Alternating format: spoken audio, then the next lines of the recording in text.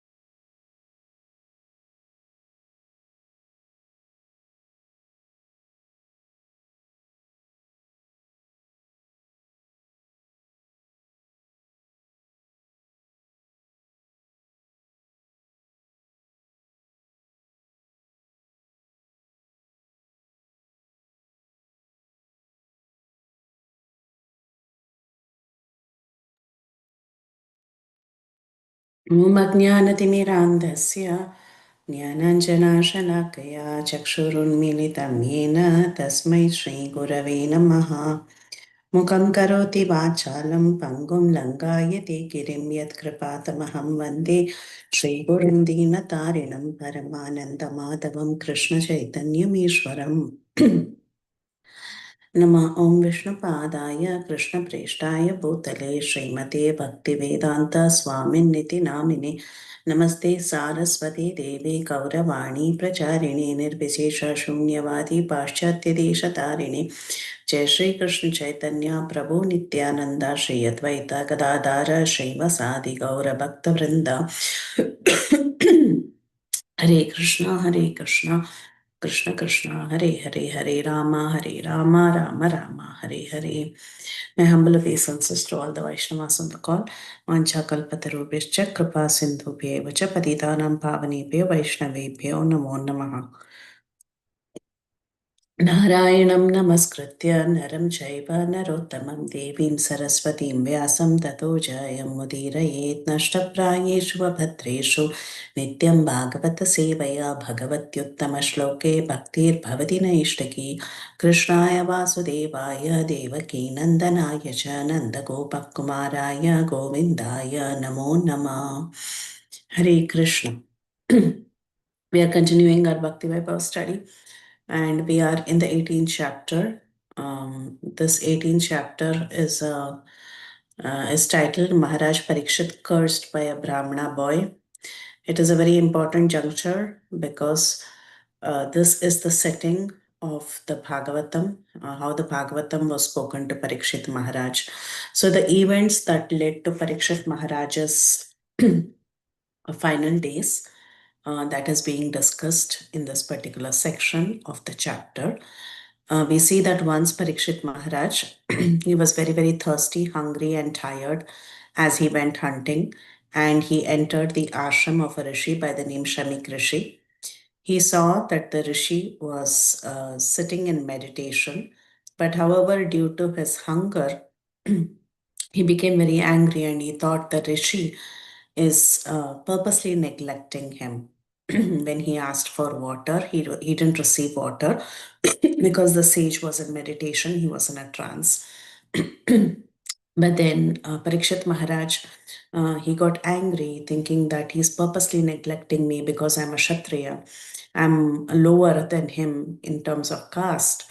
And he was very upset. He picked up a dead snake and he put it on the shoulder of the rishi and he left it there. He just left from that place. This news was later relayed to Shamik Rishi's son by the name Shrinki, who was young and inexperienced. And he thought that this was a great offense on the part of the king. And he decided to curse the king. So while Parikshit Maharaj was returning home, he was contemplating whether really the sage was in trance or did he purposely do it. He started thinking for himself, maybe I reacted too soon. He was thinking like that. But however, the curse was pronounced by the Brahmana's son by the name Shringi. And that is when Kali took its way inside the Brahminical class. And then it eventually started affecting other classes also, because the Brahmanas are considered the leaders of society. So now that the son of this rishi with red hot eyes, uh, with anger, he touched water and he said these words. What did he say? He said, "From this on the seventh day from today, a snake bird will bite the most wretched one of the dynasty, Maharaj Parikshit, because of his having broken the laws of etiquette by insulting my father." So that was the curse that he spoke, and we are continuing from there. Today we are continuing from verse number 38. ततो अप्येतासाश्रमं बालो गले सर्पकलेवरं पितरं वीक्ष्य दुःखार्तो मुक्तकण्ठो रुरोदः. Anyone for translation? Hare Krishna Mataji. I can do it. Translation by Srila Prabhupada. Srila Prabhupada. Thereafter, when the boy returned to the hermitage, he saw a snake on his father's shoulder, and out of his grief he cried very loudly. So this is what happened to the boy when he had heard the news that King Parikshit had put a snake on the shoulder of his father. Now that he heard the news and he had already pronounced the curse, he decided to go into the ashram to check it out. But when he went into the ashram, he started crying out very loudly. Why did he cry out very loudly? That is the question. Prabhupada, with the help of our acharyas and Srila Prabhupada, they tell us the reason why he was actually crying is out of guilt. Hmm? The boy was not very happy because he had committed a great mistake and he wanted to be relieved from the burden of the heart by crying. So, this happens to us also many times when we do a mistake. In anger, we react. And then later we start crying, thinking about, oh, why did I say such words? Or why did I speak so harshly in anger? Why do we cry after getting angry and after speaking harsh words? The reason we cry is because we didn't intend to actually, say such harsh words, but out of in a bout of anger, many words might have come out of our mouth.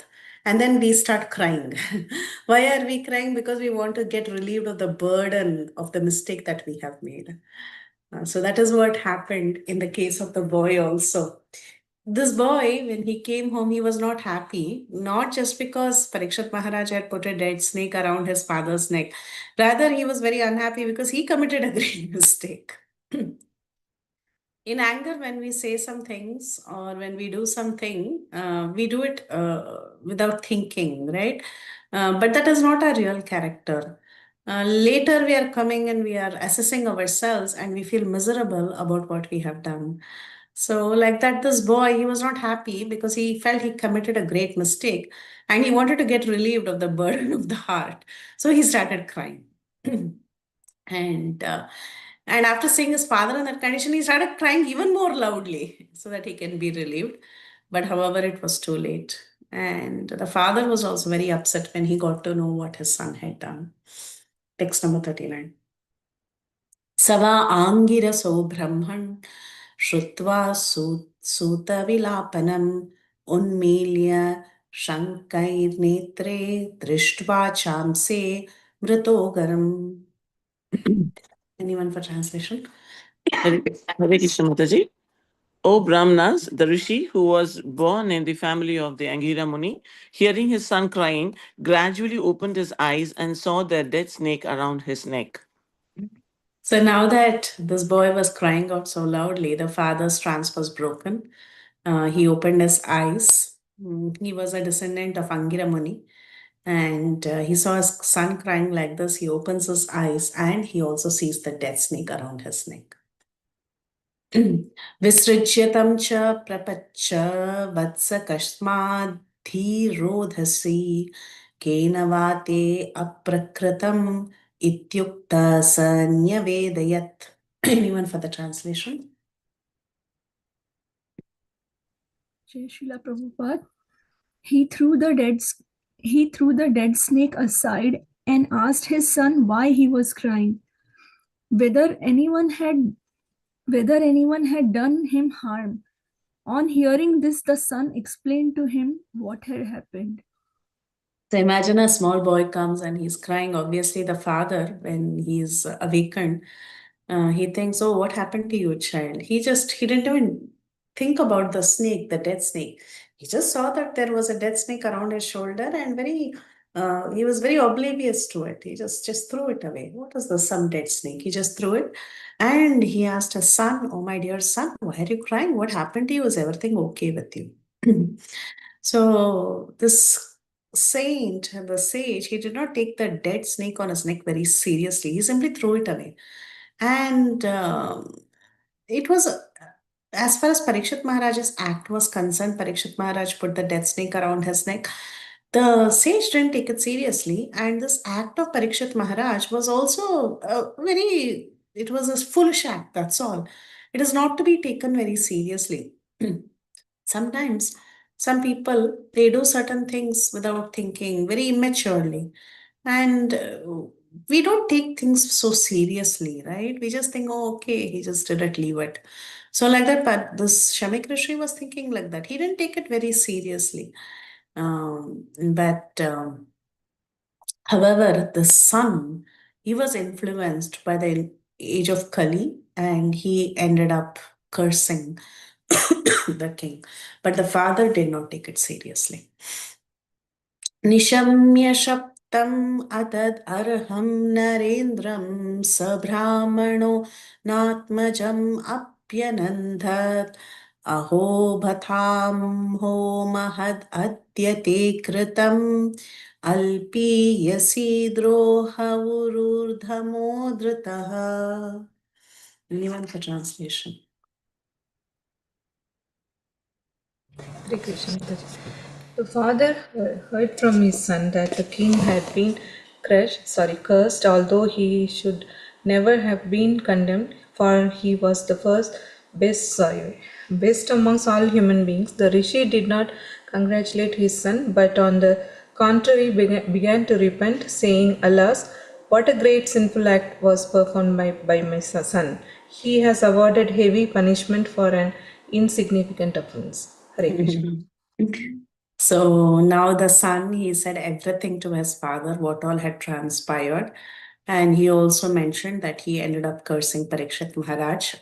At that time, when Shamik Rishi heard this, Shamik Rishi was not at all happy. He felt very miserable hearing this, that his son had cursed a great Kshatriya king.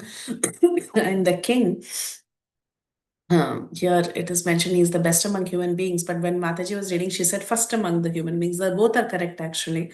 He's the first among the human beings and the best among the human beings, because he's the king, and he was a very dharmic king. He was a king who had kept everything under control in the kingdom. So Shamik Rishi was not at all happy because the king is very important in the society. And the next few verses will describe about the importance of a king, why a king should not be given such a heavy punishment, especially a person who's dharmic, right? So his father was not at all happy when he heard that the king was punished. He did not congratulate his son, but rather he said, "Oh, you did a very great sinful act by cursing him. You have given a heavy punishment for a small offense." So sometimes when the punishment is not appropriate to the offense, it is not all right. Right? So that's what this little boy did. He gave a very heavy punishment, cursing to die. Right? That's a very heavy punishment for an insignificant offense. Prabhupada says in the purport, the king is supposed to be the best of all human beings. Why? Because he's the representative of Krishna. And on behalf of Krishna, he's ruling the kingdom. And he's not to be condemned for such actions. Actually, the king may order hanging of a culprit son of a Brahmana, but he does not become sinful for killing a Brahmana. So when a king passes justice, sometimes he might have to even punish a Brahmana. Usually kings do not punish Brahmanas. When it comes to Brahmanas, they think twice. They don't give away punishment so easily. But then if the Brahmana is a culprit and there is no other way, sometimes the king may give punishments even to such people. But there is nothing wrong on the king's part. Even if there is something wrong with the king should not be condemned like this. And Prabhupada gives an analogy. He says, a medical practitioner may kill a patient by mistaken treatment, but such a killer is never condemned to death. Right? In this country, we can sue. But in India and all, some mistakes can happen. But just because a medical practitioner was trying to save a person, but he was unable to save a person, nobody condemns the medical practitioner to death. So similarly, here in the case of Parikshit Maharaj, he was a very pious king. And he was trained to be a Rajarishi. He was a great saint, although he was a ruling like a king. So in his kingdom, there was very excellent government. Citizens were living very peacefully without any fear. So he was a great Rajarishi, and these Rajarishis, they would manage the kingdom so nicely that the subjects would respect them like as if they are as good as God, meaning are a great representative of God. So therefore, the king is called as Narendra, or the best among human beings. So then, how could Parikshit Maharaj be condemned by a young puffed up Brahmin boy, even though he had attained some qualifications of being a Brahmin? He was very puffed up and he ended up cursing the king. So whatever curse was pronounced on Parikshit Maharaj, it was not at all valid, because Parikshit Maharaj was a great king. He was the representative of Krishna. And Shanika Rishi, the father, he was very experienced. He was a good Brahmin. He did not approve the actions of his condemned son. There are many people who will support their children, whatever may happen. And this we see even today also. If it is our son, our daughter doing something, it's perfect, right? Even if they do the most heinous act, we try to justify the action. But a true parent, a true person who follows all the dharma, like Shanik Rishi, he will not say anything and everything my son does is perfect. He did not approve the actions of his condemned son. And in fact, he was lamenting so badly for whatever his son had done. And he was thinking, this king is beyond the jurisdiction of curses. He's such a good king. And my son has made a very terrible offense by asking him to die, cursing him to die. So therefore, Shamik Rishi was regretting this entire incident. Karangopal Prabhu, you want to add something? Hare Krishna Dandavat Pranam Mataji. Mataji, just wanted to know, in the case of Vena, he was also a king, but I know he was not so pious, but still he was being killed by the Brahmanas. Mm. How Because to understand that one? yeah, though he is Naradipa, he's Narendra and all that, he was not following the code and conduct of being a king, right? He was in fact being very demoniac. He was not taking care of the citizens properly. Everybody was suffering. The Brahminical culture was suffering. The cows were suffering. Everybody was suffering. It had become an atheistic kingdom. So he was not executing his duty as a king properly. So when one executes his duty as a king properly, then he's fit to be Narendra, or he's fit to be celebrated and protected. Here, when we say king, immediately, automatically, it should mean he is doing the duty of a king. But in the case of Veena, it was quite the opposite. He was torturing everybody. So he was not even fit to be the king.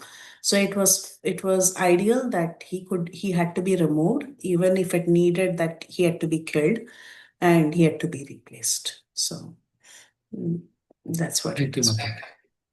Vaibhav. Yeah. न वै नृभिर्नरदेवं न वै निभिर्दे नरदेव पराख्यं समातुम् अर्हसि अविपक्वबुद्धे यत्तेजसा दुर्विसहेन गुप्ता विन्दति भद्राणि akuto bhaya praja. Anyone wants to read translation? Hare Krishna, Mataji. Oh my boy, your intelligence is immature, and therefore you have no knowledge that the king, who is the best amongst human beings, is as good as the personality of Godhead. He is never to be placed on an equal footing with common man. The citizens of the state live in prosperity, being protected by his unsurpassable prowess. Hare Krishna. Haribol. Thank you, Prabhu. Prahlad Anand Prabhu has also quoted verse number 48, which we will read very soon, about how the devotees of the Lord are very, very forbearing. We will come to that verse as well. Thank you, Prabhu. So now Shamik Rishi started telling his son. He tells his son, my dear boy, your intelligence is very immature. You have no knowledge that this king is a wonderful king. He is the best among human beings. He's as good as the personality of God, and he's the representative of God. He's taking care of the citizens. How can you treat him like any ordinary person? Actually, the citizens are living without fear. They are feeling protected only because of such a great king. But what did you do? You curse the king itself. It's a very big sin. He tells his son. अलक्ष्यमाणे नरदेवनाम्नि रथाङ्गपाणौ अयं मङ्गलोक तदा हि चौरप्रचुरो विनक्ष्यन्ति अरक्ष्यमाणो अविविरूथवत् क्षणात्.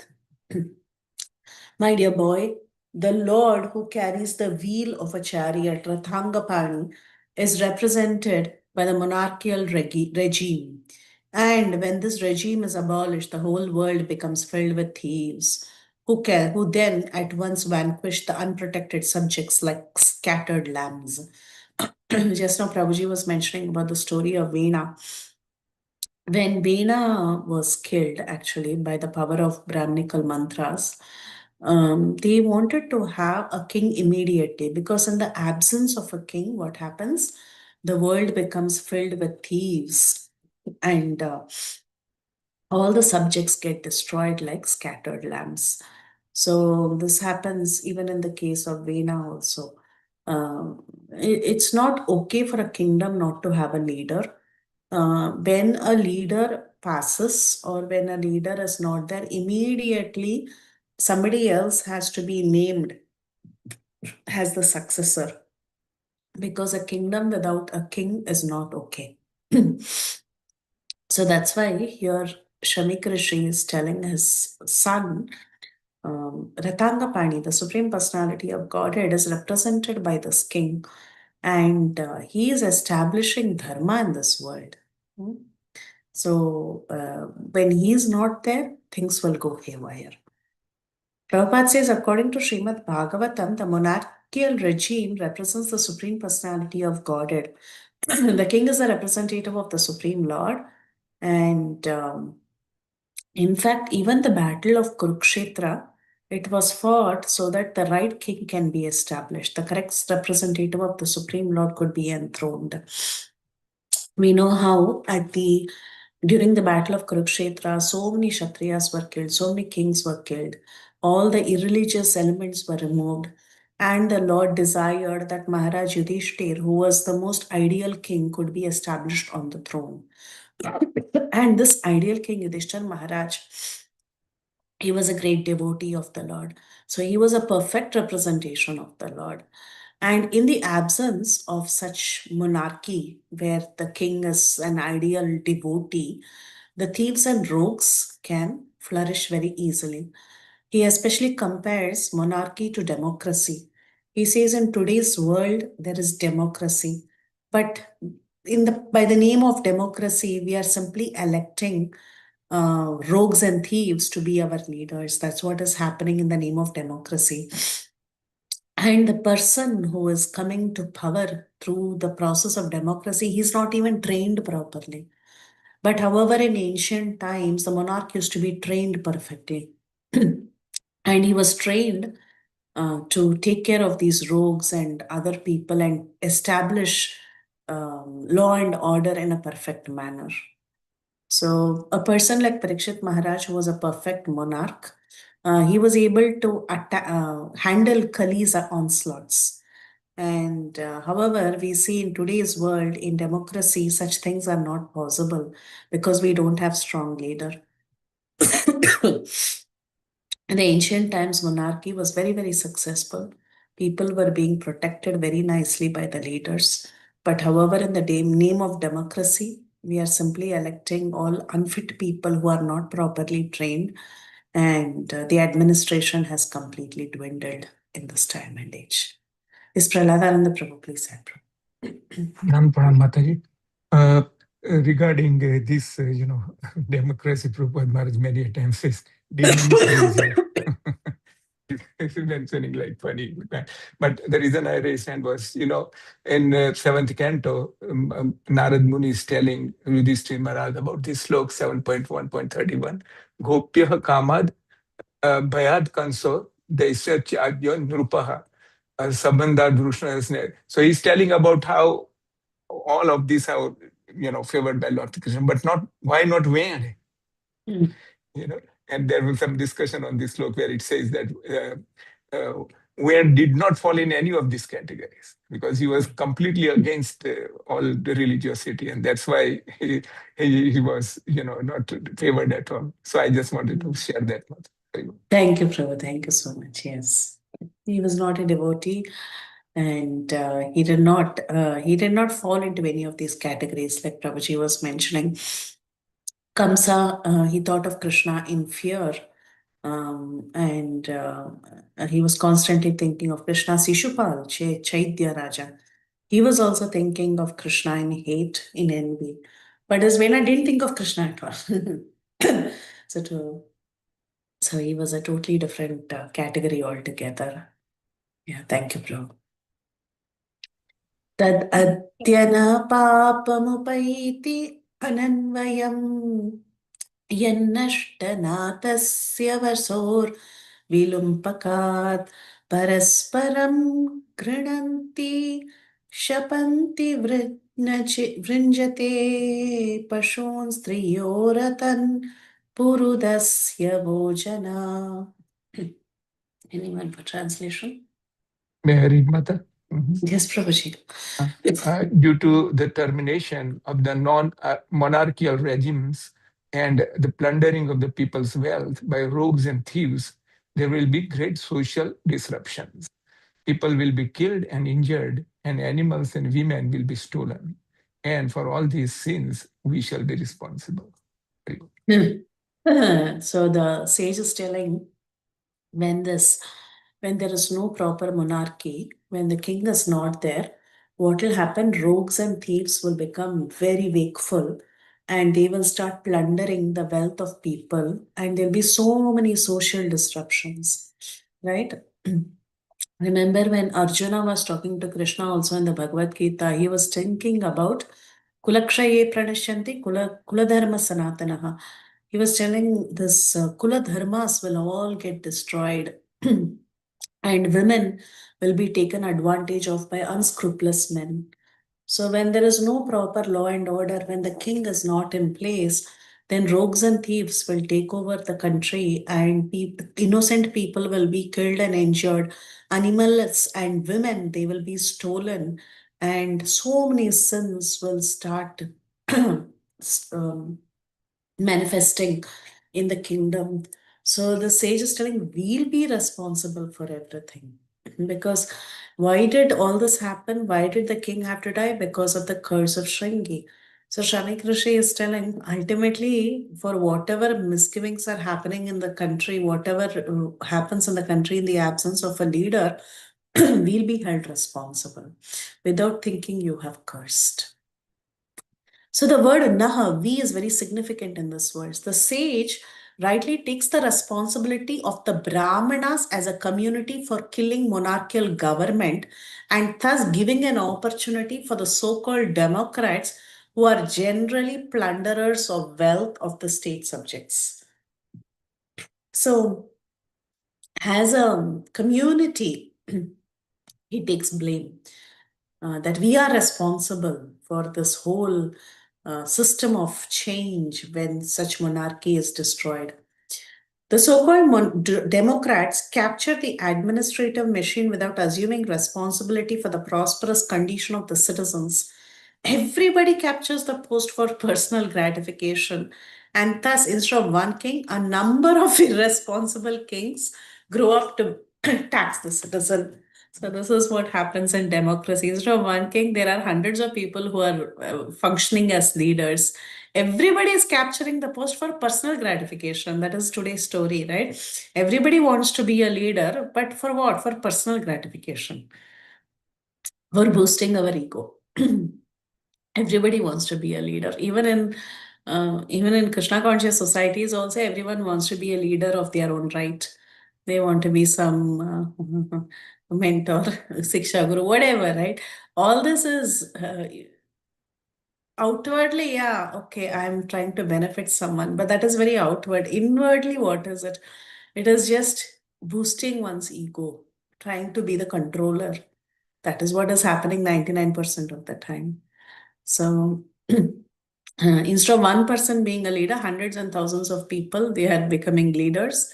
And all that they are doing is they are trying to become controllers. That's all. Everyone captures the post for personal gratification. And thus, instead of one king, a number of irresponsible kings grow up to tax the citizens. So this is being foretold here, that in the absence of good monarchical government, everyone will be the cause of disturbance for others. When there is no proper solid king, this is what will happen. We'll be the cause of suffering for each other. And everything will be openly done, plundering, riches, taking away animals, women, all this, it will happen very openly when too many people are in control. तदार्यधर्म प्रविलीयते नृणां वर्णाश्रमाचारयुतस्त्रयीमय ततो अर्थकामापि निवेशिता मनां शृणं कपीनामिव वर्णसङ्कर. Again, just like in Bhagavad Gita, Arjun was talking about Varna Sankara. Here, Shamik Rishi is thinking about Varna Sankara, the unwanted population. He says, at that time, the people in general will fall systematically from the path of progressive civilization in respect to the qualitative engagements of the caste and the order of society and the Vedic injunctions. Thus, what will happen? They will be more attracted to economic development for sense gratification, and as a result, there will be unwanted population on the level of dogs and monkeys. So basically, when the good leader is not there, when the king is not there, all this will happen. There will be unwanted population and people will stoop down to the level of dogs and monkeys. So, no, Prabhupada talks about dogs and monkeys. Dogs and monkeys, they're quite, especially in India, you must have all seen stray dogs and also monkeys in the open. They are quite shameless, right? They go astray from proper culture. They just behave the way they want. They're just with the opposite gender all the time, very openly. So this is what will happen when the society collapses. And Prabhupada says our Vedic civilization is the civilization of Aryans. Aryans means progressive Vedic civilization. And what is progressive Vedic civilization? A civilization that trains people to go home back to Godhead. Okay, that is the goal of the Vedas. The Vedas are there to direct everyone to go back home, back to Godhead. But then, if this social framework is collapsed because there is no proper leader, then the focus of life will go astray. The qualitative caste system and the orders of life are scientifically planned by the Lord and his representatives, who are the great rishis. The perfect way of life gives all sorts of instructions in things of both material and spiritual. And the Vedic way of life does not allow any man to be like monkeys and dogs. But then, without a leader, what happens? The society degrades. People are only involved in sense gratification. Their only interest is more and more economic development. And they do not care for any rules and regulations because there's no government, there is no leader, everything deteriorates. So, without a king, everything pretty much collapses. This is what Shami Krishi is telling. धर्मपालो नरापतिः स तु स्मरात् बृहच्छ्रवा साक्षान् महाभागवतो राजऋषिर् अयमेधयात् क्षुत्रश्रमयुतो धीनो नैवास्मच्छापम् अर्हति. Anyone would like to read translation?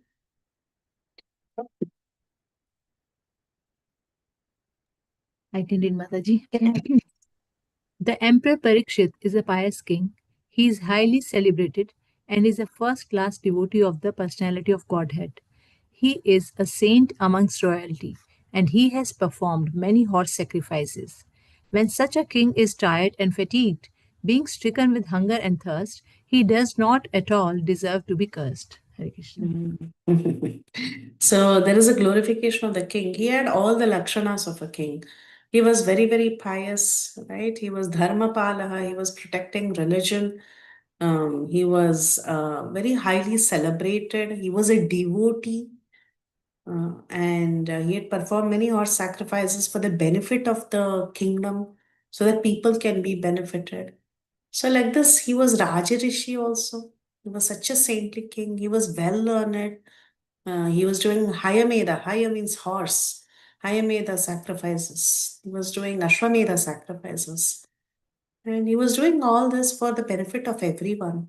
Such a pious king, such a great devotee of the Lord, when he becomes tired and fatigued and he just does something because he's tired, he wanted water. So he just became exhausted and he was frustrated. He just threw something and he went away. When he's struck by hunger and thirst, how can you curse him? He doesn't deserve to be cursed. This is what Shami Krishi is doing. So Shami Krishi, he wanted to say specific about Emperor Parikshit.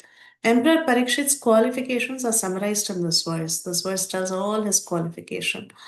And he was not any ordinary king. He was a perfect king, right? He was taking care of all of his citizens. And in the scriptures, all the duties of all the castes and orders are described. And a Kshatriya is a person who has to have all these different qualities that is mentioned in this verse. And not only that, he was a great devotee of the Lord. He was a self-realized soul. Cursing such a king is very unjust.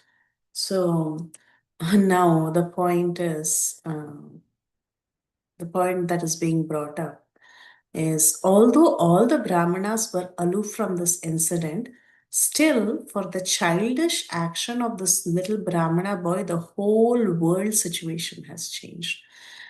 So Shanik Rishi, who is a Brahmana, he took responsibility for all deterioration of the good orders of the world.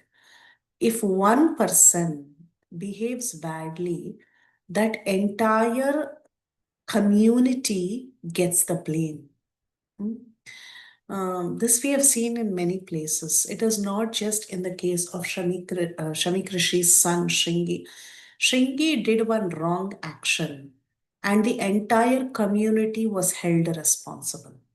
Right? The entire Brahmana community was held responsible. This happens even today also. When somebody from one particular section of society, or for example, let's talk about ISKCON itself.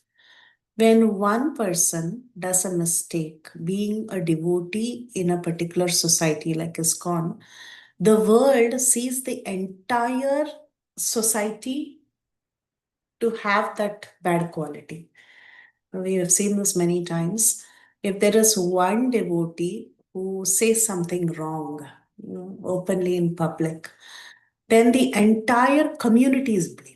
The entire community, entire ISKCON is like this. That's what the people will see, right? So that's why one should be very, very careful. We should know whom we are representing. Especially the lesson that we are told over and over. This is for me also.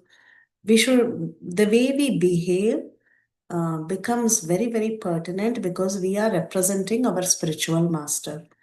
We have seen this also, that if one devotee doesn't behave properly, immediately the accusation is not just on the devotee, it is also an accusation on the spiritual master.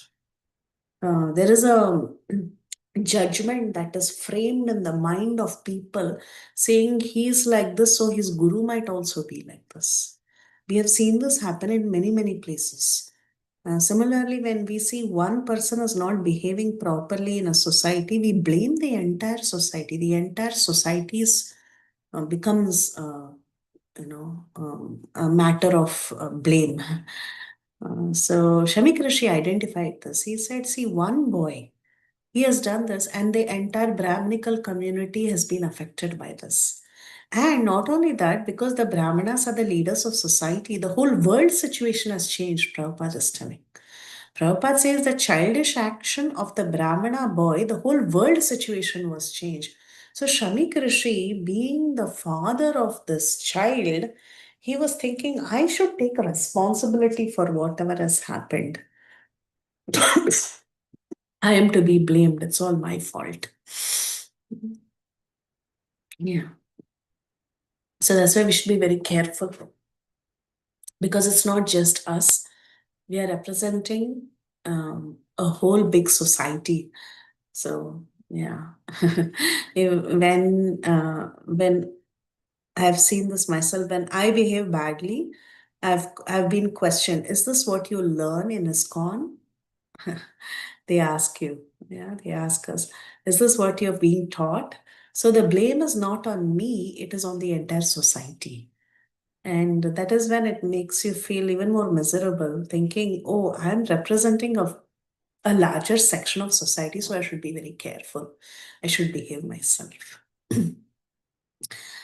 So here, अपापेषु स्वभृत्येषु बालेनापक्वबुद्धिना पापं कृतं तत् भगवान् सर्वात्म क्षन्तुम् अर्हति. Translation, anyone?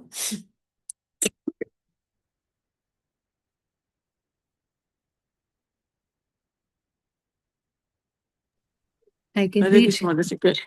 Please go ahead, Mataji. Then the rishi prayed to the all pervading personalities of Godhead to pardon his immature boy who had no intelligence and who committed the great sin of cursing a person who was completely free from all sins and who was subordinate and who deserved to be protected. So immediately, Shamik Rishi, he started praying to the Supreme Personality of Godhead so that his son could be pardoned for the mistake that was committed. Actually, his son had no intelligence. He had committed a big sin of cursing a king like Parikshit who was free from all sins. So Shamik Rishi, he started praying to the Supreme Lord to forgive the action of his son. Prabhupada says in the purport, actually everybody is responsible for their own action. Either you're pious or sinful, whatever your case may be, you are responsible for your own action. And Shamik Rishi could see that his son had committed such a big sin by cursing Parikshit Maharaj. And when this offense was done, especially to the devotee of the Lord, it is very difficult to overcome the reaction. And these Brahmanas, they are the heads of society and they are meant to give protection to their subordinates and not curse them. But what did this boy do? He ended up cursing a Kshatriya. He ended up cursing someone who's subordinate. And Prabhupada says sometimes there are occasions when a Brahmana might furiously curse a subordinate Kshatriya or a Vaishya. But in the case of Parikshit Maharaj, there were no grounds for him to be cursed. The boy had done it out of foolish vanity. He was just very proud of being a Brahmana's son. So he's definitely to be blamed, and he's punishable by the law of God. And the Lord never forgives such a person if his pure devotee is offended. Therefore, by cursing the king, this Shringi had committed not only a sin but also a great Vaishnava aparadh. He had committed an offense. And this Shamik Rishi, he could see that the Supreme Personality of Godhead is not happy. So he started praying to the Supreme Personality of Godhead to save this boy from such a terrible, sinful action. So he prayed to the Lord because he was thinking only the Lord can undo a thing which is impossible to change. So, in the name of this boy, Shamik Rishi began making an appeal to the Lord. Now, a question may be raised that since it was the desire of the Lord that Parikshit had to be put in this awkward situation so that he can be delivered from material existence, why was the Brahmana's son made responsible for this offensive act? Very important question. Prabhupada addresses that question on the purport. We are telling that Parikshit Maharaj, he did it out of the Lord's will. This putting of the snake and getting cursed, all this was the Lord's will. If it was the Lord's will, we are glorifying Parikshit so much. But why are we holding this boy responsible for everything? We're telling he did a mistake, he did a mistake. Oh, the whole Brahmana community is affected by him. He did this, he did that. Why so much blame on this Brahmana's son when everything is the will of the Lord? Now, the answer, Prabhupada says, the answer is that the offensive act was performed by a child only so that he could be excused very easily, and thus prayer of the father was accepted. But if the question is raised why the Brahmana community as a whole was made responsible for allowing Kali into the worldly affairs, the answer is given in the Varaha Purana. This is the answer. The demons, once upon a time, who acted inimically towards the Supreme Personality of Godhead, were not killed by the Lord, and they were given a chance to take birth in the family of Brahmanas to take advantage of the age of Kali. The Lord gave them a chance to have birth in Brahmana families and pious families so that they can progress towards salvation. They can make perfect their lives. But these demons, instead of utilizing the good opportunity of taking birth in high class families, they started misusing the Brahminical culture because of being puffed up by becoming Brahmanas. And the typical example is the son of Kshamik Rishi. And all the foolish sons of the Brahmanas are hereby warned not to become foolish like Shringi and always guard against the demoniac qualities from their previous births. In the age of Kali, fortunately or unfortunately, many people who are born in Brahminical families had severe demoniac tendencies in their past births. They were only given an opportunity. Okay, in Kali Yuga, at least you take birth in a Brahmana family. But then these impressions that we have, they don't die hard. So maybe something from the past birth impressions, the demoniac impressions, they surface and they take over. And this happened in the case of the foolish boy. And the foolish boy, of course, was excused by the Lord. But others who may have a father like Shamik Rishi will be put, others who may not have a father like Shamik Rishi will be put to great difficulty if we misuse the advantages obtained by birth in a Brahmana family. A strict warning to all of us who may have the backing of being in a Brahmana family that for all you know, for all we know who we are in the past birth, we don't know who we are. And this demoniac tendency could be uh, there still in the heart, and it will come out in various ways. And we'll be the cause, the ones, the so called people who have the backing of coming in a great family, they would become the cause of creating many, many such foolish acts, like destroying the entire community. So, very strong, very, very strong warning that is given from the Varaha Purana. So, this is the case of the son Shringi, why he could have possibly have done this. Parikshit, the whole section we are seeing, there's a glorification of Parikshit Maharaj, and continuously this boy is being held responsible. The reason is because their Varaha Purana says that actually from the past birth, there have been many people who have many demoniac people who have taken birth in Kali Yuga in Brahminical families, and they begin to these qualities begin to surface in their hearts, and they become responsible for great destruction, like Shringi. Yes, Tulsi Gopi Mataji, please go ahead. Hare Krishna Mataji. I was wondering, why were they allowed to take birth in Brahmin families? Is it because they had some pious activities, or? Yeah, they were given an opportunity so that they can also progress towards salvation. Meaning they're given an opportunity to take birth in a Brahminical family means it's a big thing, na Mataji. Your samskaras are set from birth. You don't have to strive hard for it, right? Like people who are born in caste Brahmin family, for them to follow Krishna consciousness is relatively easy. What do they have to change in their life? Nothing, right? What did you change, Mataji, after coming to Krishna consciousness? Nothing, because you had everything since birth, right?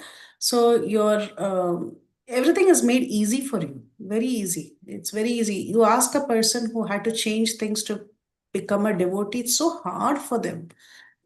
Giving up meat, giving up certain habits, it's very difficult because that is there and they are from childhood they have been exposed to that. And suddenly everything you have to give up, you have to become a devotee means it's not easy. They're doing it, that's great, but it's not easy.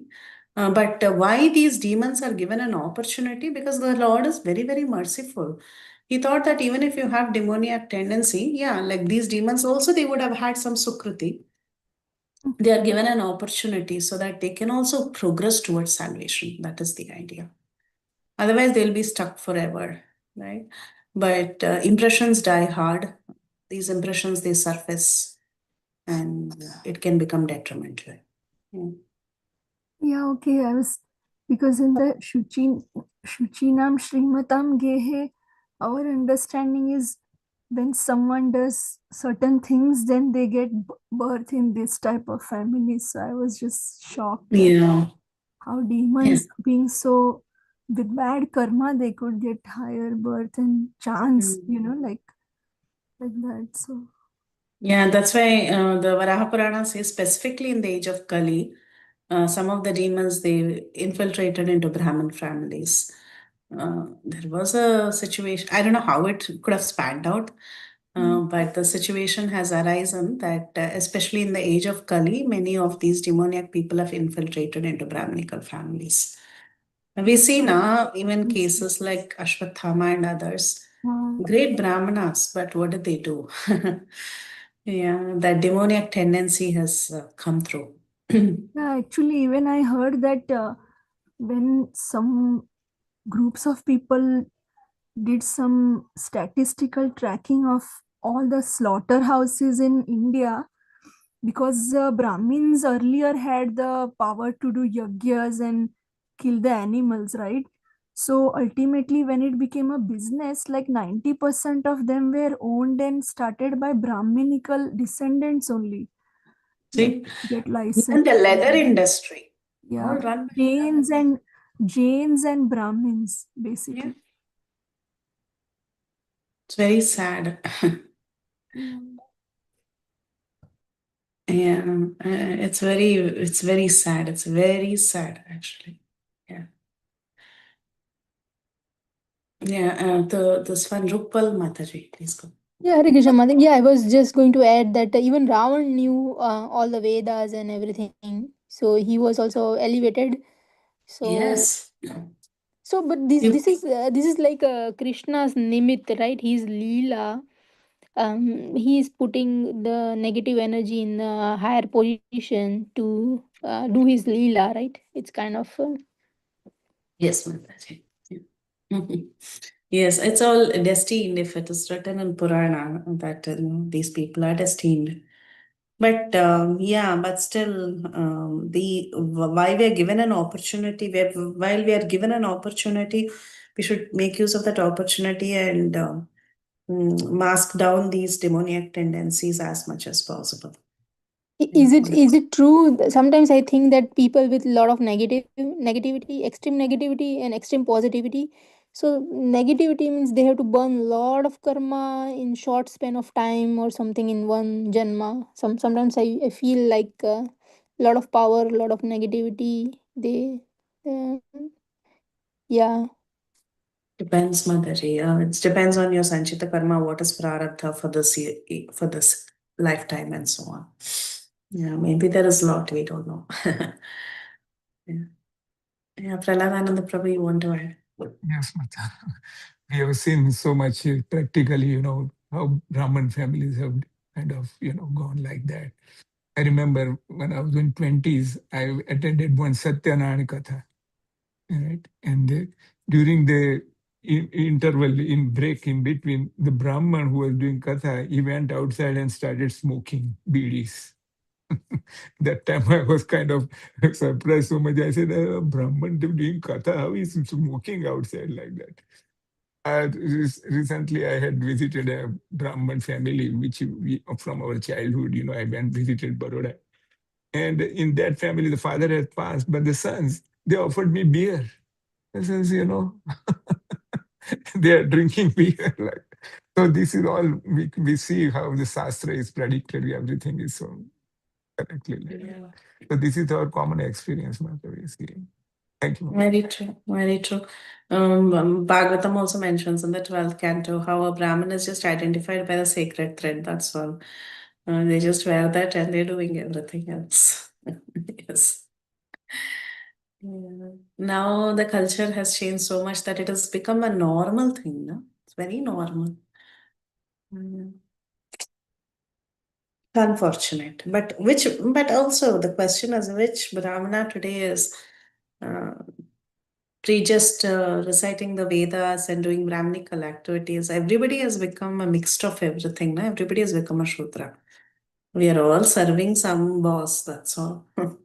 Who is doing Brahminical duties? Nobody. Nobody, just namesake, that's all. Yeah. तिरस्कृता विप्रलब्धाः शप्ता क्षिप्तहता अपि नास्य तत्प्रतिकुर्वन्ति तद्भक्ताः प्रभवोऽपि हि. Anyone for translation? Hare Krishna. The devotees of the Lord are so forbearing that even though they are defamed, cheated, crushed, disturbed, neglected, or even killed, they are never inclined to avenge themselves. Yeah, this is the verse Praladananda Prabhu shared earlier. It's a beautiful verse. It's about the devotees of the Lord. The devotees of the Lord, like Parikshit Maharaj, they're very forbearing. They can tolerate anything. Even though they are defamed, even though they are cheated, they are cursed, they are disturbed and neglected and even killed, they are never inclined to avenge themselves. So Parikshit Maharaj, he had the power to counter curse, actually. He had the power. He had the power to take revenge. But he is a devotee. He would never ever do this. Narayana Parayana na kutaschana bhipyate. Yeah, is that the verse? Yeah. Where about this Vritrasura, Lord Shiva tells Parvati that a person who's surrendered to Narayana, he doesn't care whatever his situation may be. He always remains a devotee, even if he becomes in whichever species of life he has to take birth. He doesn't care for all this. So, like that, a devotee, they are very forbearing. And whatever the situation may be, they're defamed, they're cheated, they are cursed, whatever, they don't like to take revenge. So here Prabhupada says, Shamik Rishi knew that the Lord does not forgive a person who has committed an offense to the feet of a devotee. And the Lord can only give direction to take shelter of a devotee. And he thought within himself that if Parikshit Maharaj would countercurse the boy, maybe he would be saved. But he knew very well that the pure devotee doesn't care about worldly advantages or reversals. They never counteract for personal defamation, curses, negligence, and so on. Same thing with Ambarish Maharaj. When Durvasa Muni created that fiery demon, Ambarish Maharaj could have counter-cursed very easily. He was also a great Rajarishi. He could have easily counter-cursed, but he didn't do anything like that. They don't care for all this. As far as such things are concerned in personal affairs, the devotees don't care for them. But in the case of they are being performed against the Lord and his devotees, then the devotees will take very strong action. So, see, devotees, they get disturbed when another devotee is affected or when the Lord is being abused. That is when they get very angry and they start reacting. Otherwise, if it is on them, they don't care. They just don't care. They just submit to the will of the Lord. Since it was only a personal affair for Parikshit Maharaj, Shamik Rishi knew that the king will not counter curse. The king will not do any counter reaction. So, therefore, Shamik Rishi was thinking, what can I do now at this point in time? I can only make an appeal to the Supreme Lord for the sake of this boy. So it is not that only Brahmanas are powerful enough to give curses and blessings. Even if a person is not a Brahmana, a devotee is more powerful than a Brahmana. Actually, Parikshit Maharaj is much more powerful. But a devotee doesn't utilize his power in a wrong way. Whatever power the devotee may have, he always utilizes it only in service towards the Lord and his devotees. So this was the thing. Actually, they could have easily absolved each other's curses. This boy had cursed, then our Parikshit Maharaj could have counter cursed and it would have gotten absolved. But he won't do such a thing.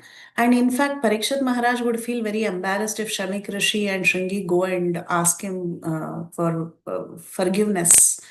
Later, Vishnu Chakravarti Thakur will explain that also.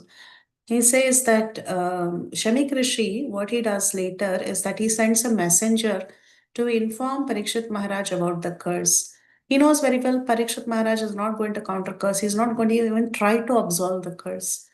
And if Shamik Rishi himself goes and falls at the feet of Parikshit Maharaj will be so embarrassed to death. He's not going to like it. So at this point, Shamik Rishi didn't know what to do. He just started praying to the Lord. Oh Lord, you just take care of the situation. I don't know what I can do. Even if I do something, it will only make Parikshit more embarrassed. So this was their situation. इति पुत्रकृताघेन सोऽनुतपो महामुनिः स्वयं विप्रकृतो राज्ञा नैवागहं तदचिन्तयत्. Anyone for translation? The sage thus regretted the sin committed by his own son. He did not take the insult paid by the king very seriously. So the sage regretted the sin committed by his son, and he did not take the insult of Parikshit very seriously. So Prabhupada says the incident is cleared up. See, Parikshit garlanded the sage. Parikshit garlanded the sage with a dead snake, and Shamik Rishi didn't take it very seriously. So it was not a very serious offense. But this Shringi's cursing of the king was considered a serious offense. So the offense was committed only by the foolish child, and he deserved to be pardoned by the Lord so that he can get rid of this sinful reaction. But Parikshit Maharaj did not mind the curse of the Brahmin at all. On the contrary, what did he do? He took advantage of the situation and he decided that he would perfect his life hearing Bhagavatam. So, in fact, Maharaj Parikshit, he achieved the highest perfection of life after he met Shukdev Goswami. So, overall, it was the desire of the Lord that Parikshit Maharaj, Shamik Rishi, and Shringi were all instrumental in fulfilling the desire of the Lord. So, actually, after this incident, none of them were put into difficulty because everything was done keeping Krishna in the center. So, yes, of course, the Brahminical class suffered. The son did a mistake, everything. But at the end of it all, it was all the superior plan of the Lord, and Everything is cleared up, is what Prabhupada says. It's okay, everything is cleared up.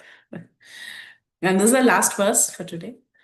No, not last verse, sorry, last verse of this chapter. I wanted to do 3-4 more verses in the next chapter because it's a continuation of the story. So we'll not stop at 50. We will do 3-4 more verses so that the story is complete. प्रायशः साधवो लोके प्रलयद्वन्द्वेषु योजितः न व्यथन्ति न हृष्यन्ति यत आत्मगुणाश्रयः. Anyone for translation? Hare Krishna. Generally, the transcendentalist, even though engaged by others in the dualities of material world, are not distressed, nor do they take pleasure in worldly things, for they are transcendentally engaged. So these transcendentalists that is mentioned here is for a person like Parikshit Maharaj. And Parikshit, they are not, they don't take pleasure in the worldly things. And even if they are put into certain circumstances, they are put into distress and happiness because of others, they understand that this is the nature of the material world. The material world is full of dualities. And this King Parikshit, he was a Rajarishi, he was a mystic. So he was unattached to this incident. He just felt whatever it is okay. It was created by the will of the Supreme Lord. And this child, if he has cursed me, he's just playing a small role in the Lord's ultimate play. The Lord is executing his way, executing a big drama. In that, this child has a small role. That's all. That's how he takes the whole scenario. The playful child was an instrument in filling the Lord's will, fulfilling the Lord's will. That's how Parikshit Maharaj took the entire scenario and he decided it is fine. I am ready to accept the curse and I want to give up my life in 7 days and I will make best use of it. Sutta Uvacha. We have to continue, otherwise we won't finish the section. Sutta Uvacha.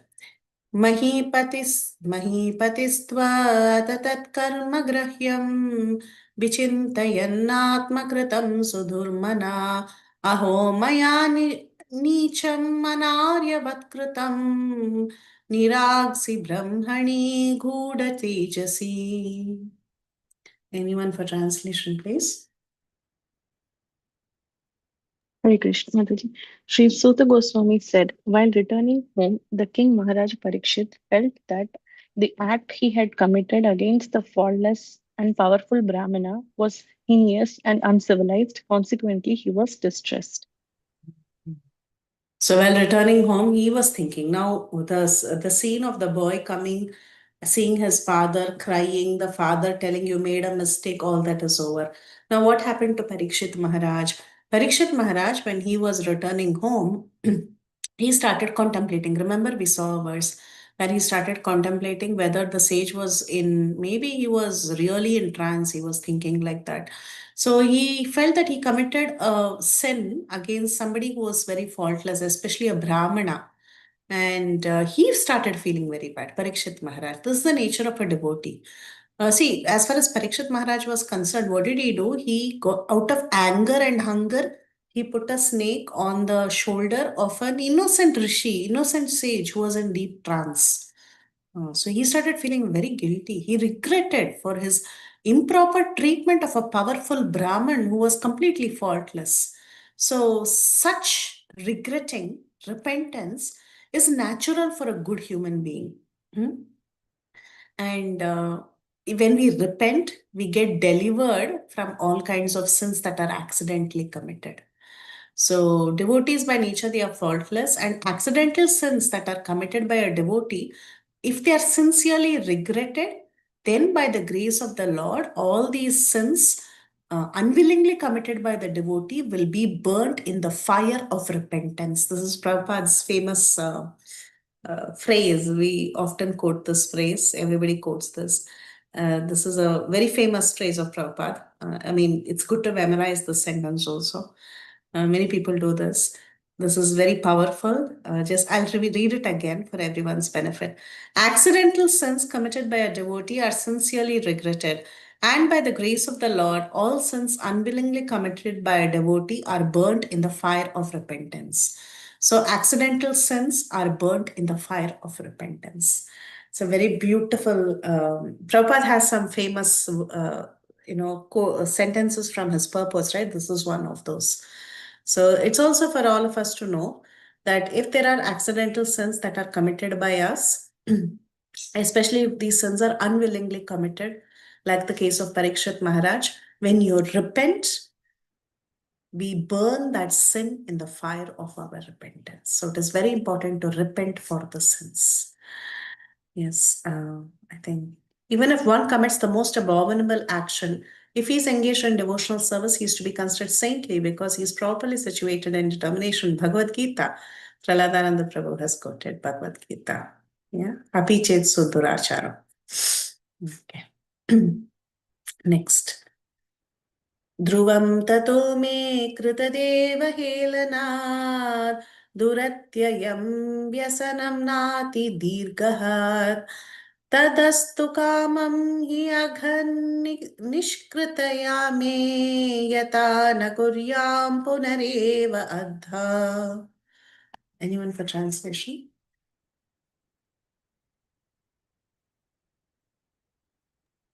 Hare Krishna. King Go ahead, Parikshit, King Parikshit thought, due to my neglecting the injunctions of the Supreme Lord, I must certainly expect some difficulty to overcome me in the near future.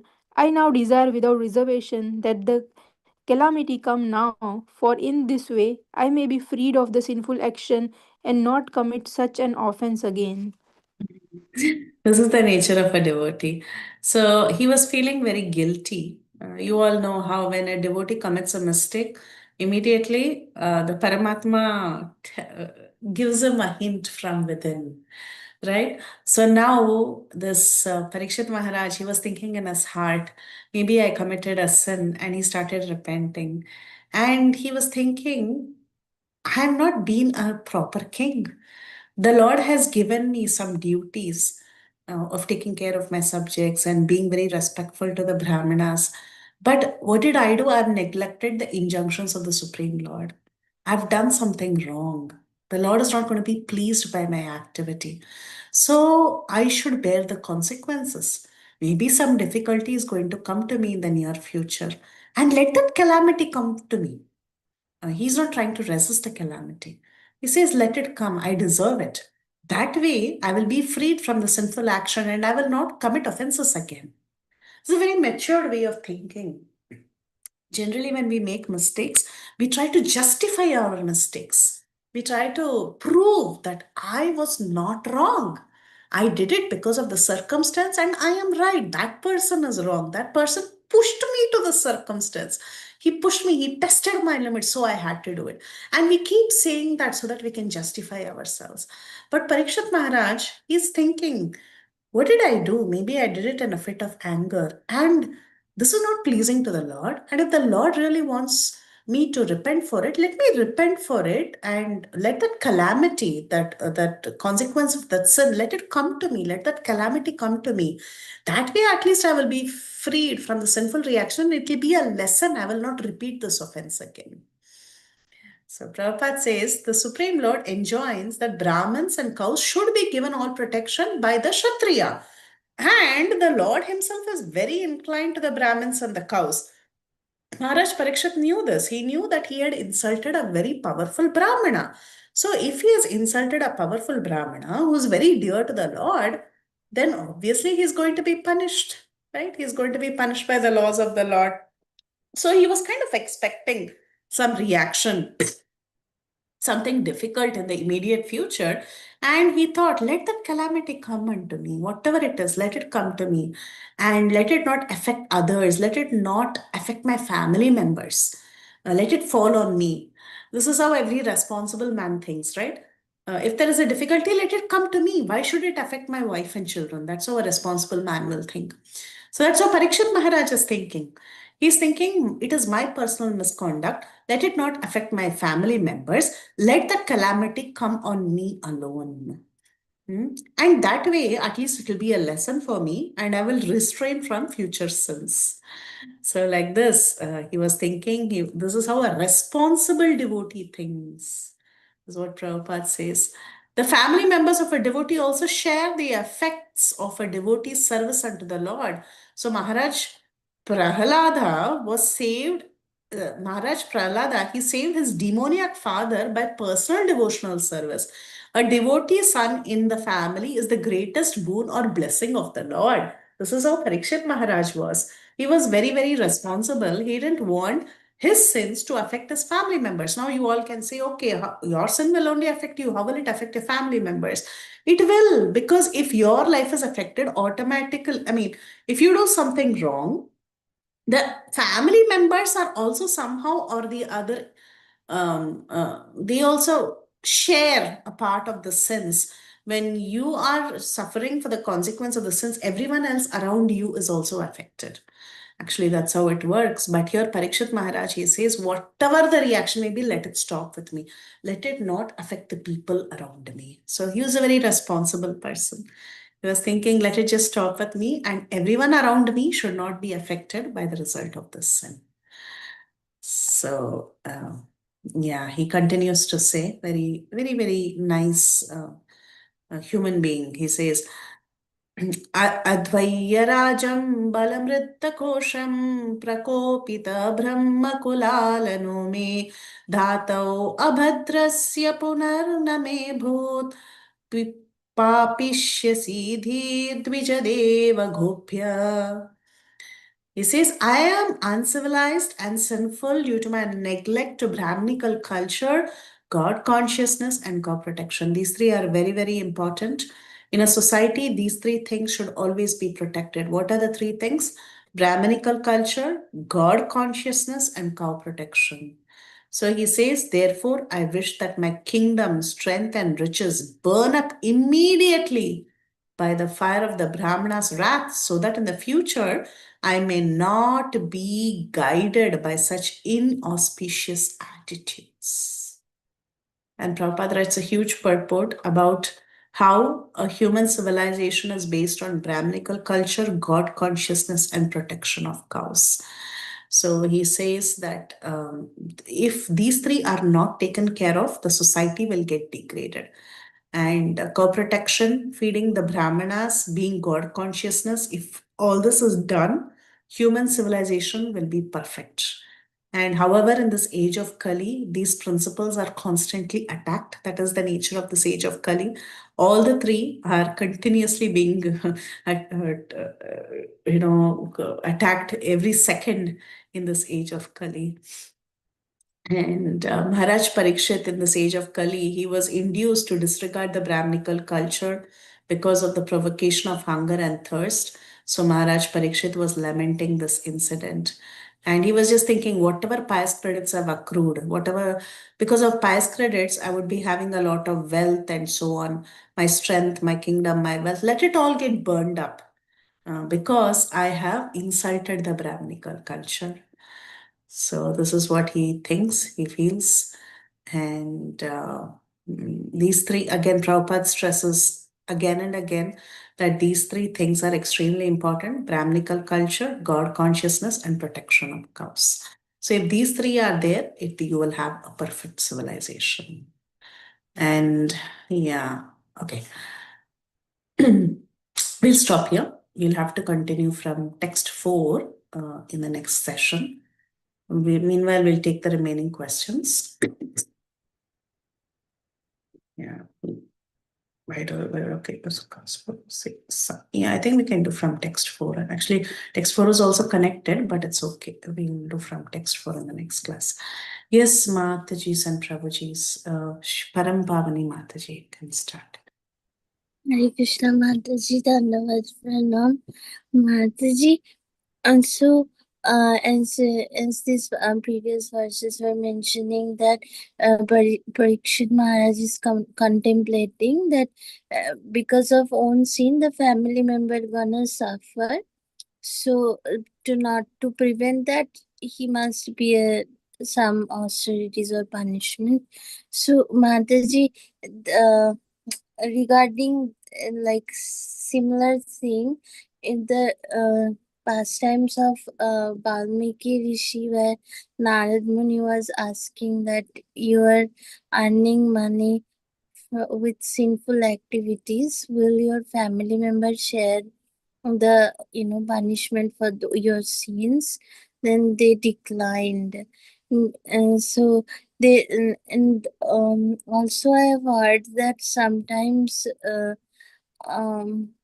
that if we accept something that is achieved with sinful activities, for example, if we're going to some um, people's home and we are getting something, they are serving anna or something by whatever being they have acquired, then that also transmit to us like the sins, because this is not offered to Krishna, right? Yeah. Okay, Mataji. That's Yeah, they say salt, like I've heard this Bhakti Maharaj say. Salt is like copper wire, especially that's why you see great Brahmanas and all in those days also. They would not eat cooked food or they would not take salted food from others' homes. They would restrict to sweet, uncooked foods, sweets and uncooked foods, because salt is like that copper wire that transmits and the karma so heavily, apparently. That's how it's understood in scriptures. Mataji, fruits and salads, okay. Yeah, Mataji, you can use your, you're the best judge of your situation. You can choose, Mataji, what you think is best. But that's how Maharaj was explaining in one conversation. He just, there's a recording also. I don't know, it was a class, maybe in person, no, I don't remember, but that's how he explained. So if there is a situation where you have to accept, then just take salad, fruits, or even sweets are also okay, is what he said. I remember this very clearly. He just said, don't take anything cooked or that has salt. Even you see Brahmanas when they go to the house of people who are doing some ceremonies, they will not take cooked foods from them. They will say, you give it as fruits and vegetables, as raw things, raw ingredients, and they will say, we will cook it ourselves. So that's how it is. Yeah, if they have to take some dakshina of an item, meaning of fruits and vegetables, it's called hiranya. They take that. Raw thing. They will not take cooked unless they know your background, how I mean, like whether you have clean habits and so on, or if you have offered to the Lord. So unless they know all this, they will not accept prasadam in anyone's house. Thank you for clarifying, Krishna Mataji. Yeah, Tulsi Gopi Mataji. Hare Krishna Mataji. So Yeah. this term Brahminical culture, does it mean the four regulative principles of cleanliness and austerity, those things, or what else is called Brahminical culture? In what you're asking this in terms of which? Prabhupada's said cow protection, Brahminical culture, and God consciousness. So I was thinking, is there a specific list given by Prabhupada what he means by Brahminical culture? Or is it the four regs we can assume, or how? Not really the 4x, Mataji. It is more about supporting the existence of the Brahmanas, supporting their work, like allowing them to perform the yajnas, allowing them to perform their duties, allowing them to be the leaders of society. So that I believe is Brahminical culture, meaning just allowing them to be do their work actually, and sustain the remaining classes. That is Brahminical culture. Okay, thank you, Mataji. And one question I had was that many years ago I was in another state, and it was a Ekadashi, and somehow I thought, let me do Nirjal today or something.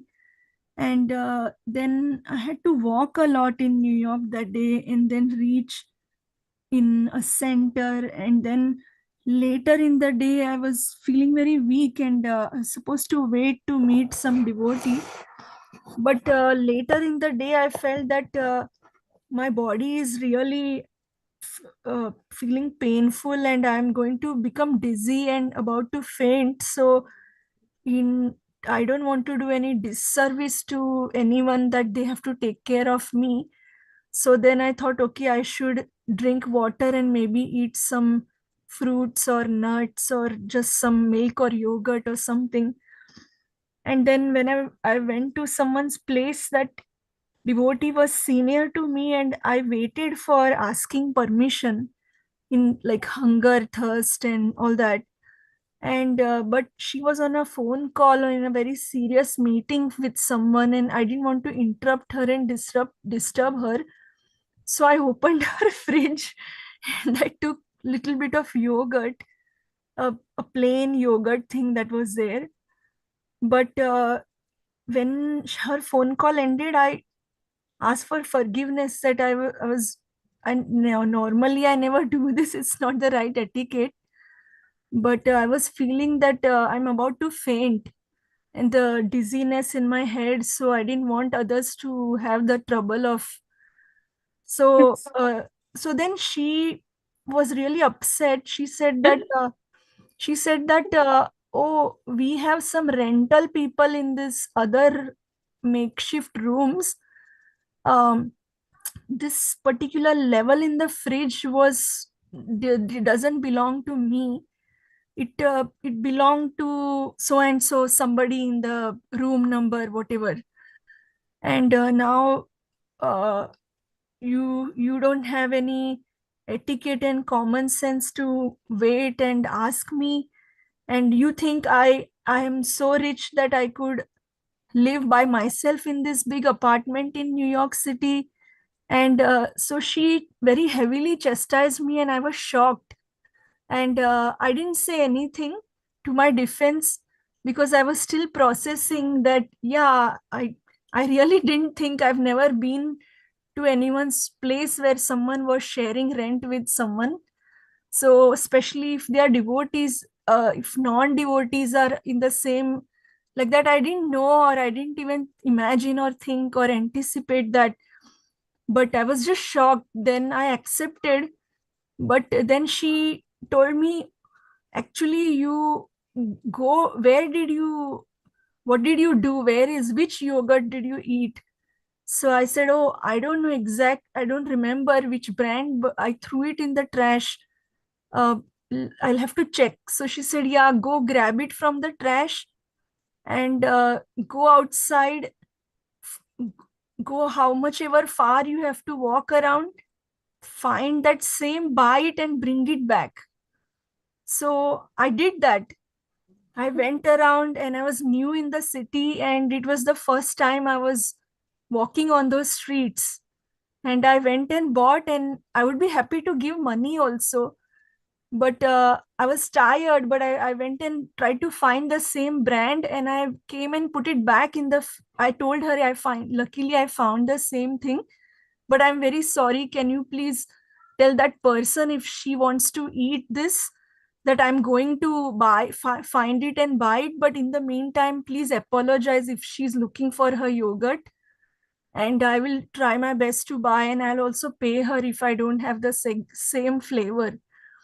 So I did all that. I found it, but somehow I felt like, what could have gone wrong? Did I do something wrong, or like I just couldn't? I didn't put a dead snake on anyone, but I was just thinking that how this thing happened.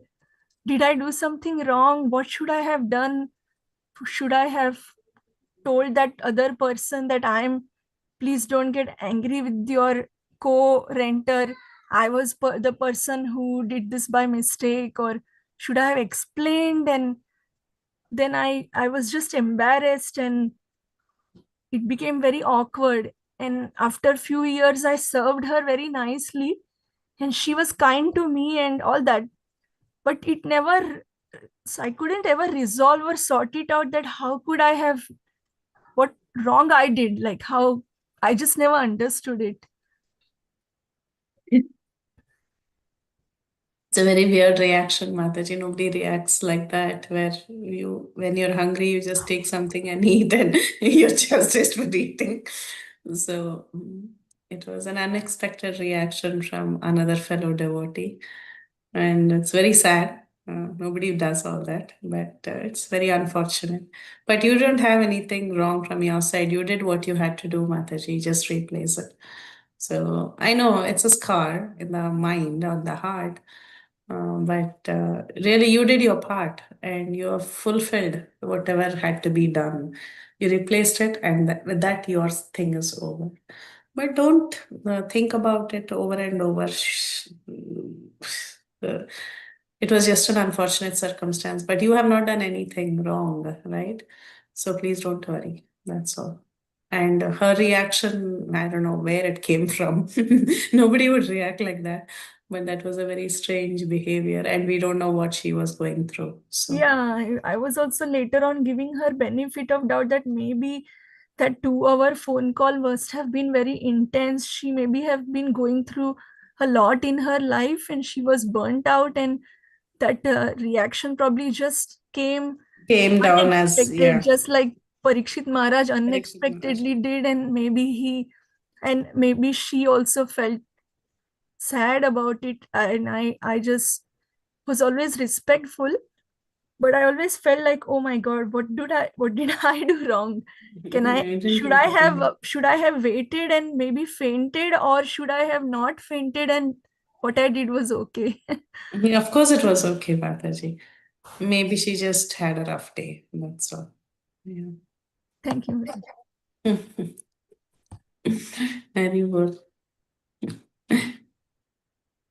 Rupal Mataji.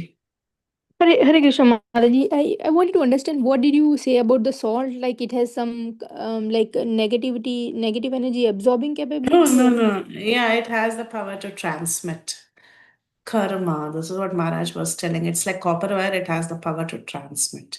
Because someone was asking about, I think Parampavani was asking about karma. When you eat, if it is in someone's house that is not being I have heard about cooked. water like water you should. I have heard somewhere. Like water you should carry your water because water also absorbs energy. um Yeah. I did not know about salt, but when I do fasting, I crave for salt. The moment I have salt, I'm like get my energy back. So that what I have felt with the salt, craving for salt. Yeah. But then one quick question I wanted to ask. So when this happened, when Shringi Rishi he cursed, then Parikshit Maharaj did not see him crying, going to his father, right? He just Parikshit Maharaj maybe he just got cursed and he just left the place, right? Or he was there and he saw this thing. Parikshit Maharaj was informed about the curse through a disciple of Shamika Rishi by the name Gauramukha. Chakravarti Pad writes in his commentary for this verse, I think the fourth verse only he writes. He says that there was a disciple of Shamik Rishi by the name Gauramukha. Gauramukha goes as a messenger and informs Parikshit Maharaj about his situation that Shringi had cursed him. And Parikshit Maharaj receives it very welcomingly in the sense that he understands that it is the will of the Lord and he doesn't want to counteract it in any way and he decides to fast until death. That will be the next few verses. Yeah, but Parikshit Maharaj, after he put the snake, he walked away. He didn't know about the curse unless it was relayed to him. We cannot compare ourselves with Parikshit Maharaj. He's like very like transcendental. So Mm.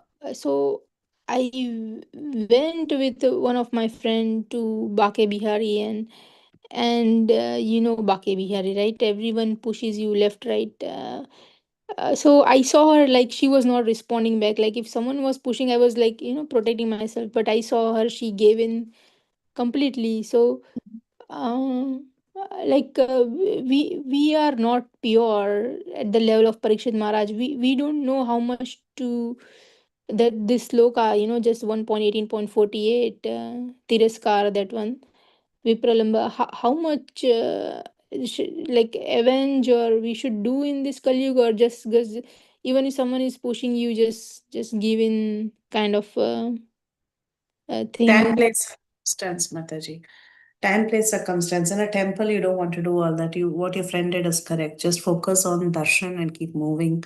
People pushing you, pulling you is all normal. You just have to accept and tolerate. That's all. Yeah. Thank you very much, Mataji. Thank you. Yeah. Okay. So if there's nothing else, yeah, we can end the call here and we can meet on Tuesday. Okay. Vanchakalpatarubhyascha kripa sindhubhyev cha patitanam pavanebhyo vaishnavebhyo namo namaः. Anantakoti Vaishnavavrinda ki jai, Srila Prabhupada ki jai. All glories to all the assembled. Hare Krishna Mataji. Thank you very much.